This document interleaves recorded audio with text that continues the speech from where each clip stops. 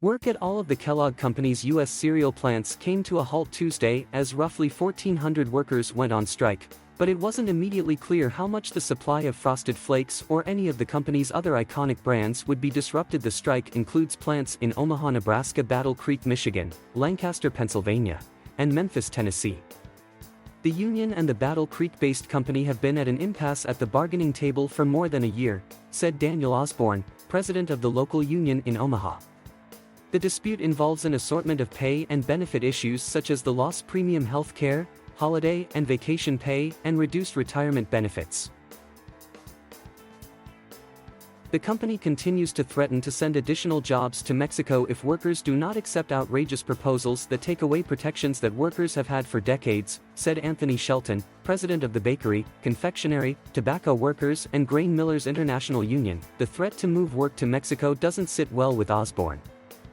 A lot of Americans probably don't have too much issue with the Nike or Under Armour hats being made elsewhere or even our vehicles, but when they start manufacturing our food down where they are out of the FDA control and OSHA control, I have a huge problem with that, Osbo said.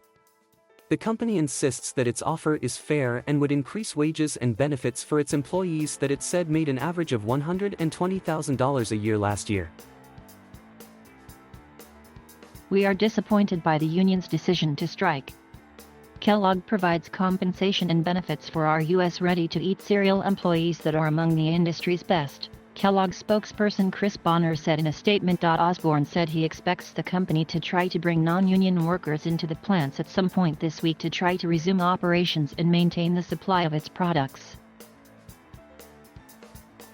The company acknowledged that it is implementing contingency plans to limit supply disruptions for consumers. The plants have all continued to operate throughout the coronavirus pandemic, but Osbo said that for much of that time workers were putting in 12-hour shifts, 7 days a week to keep up production while so many people were out because of the virus.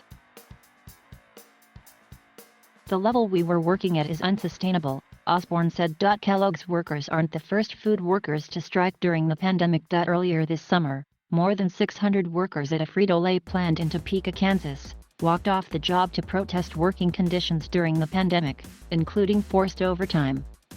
That strike ended in July when workers ratified a new contract. Workers at Nabisco plants in 5 states went on strike in August to protest plans by Nabisco's parent, Mondelez International, to move some work to Mexico, among other issues, according to the Bakery, Confectionery, Tobacco Workers, and Grain Millers International Union, which also represents the Kellogg's workers. That strike ended last month when workers ratified a new contract.